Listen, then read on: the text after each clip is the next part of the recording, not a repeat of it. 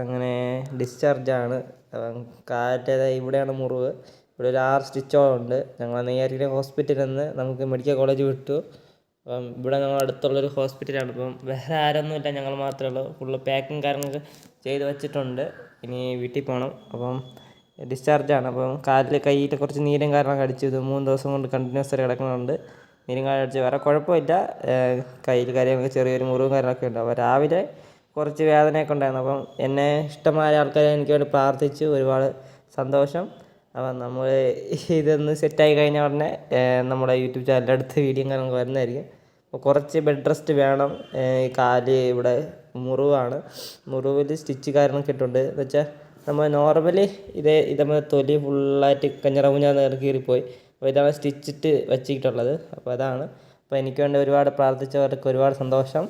അപ്പം നമുക്ക് പുതിയൊരു വീഡിയോയിലേക്ക് കാണാം. Bye bye.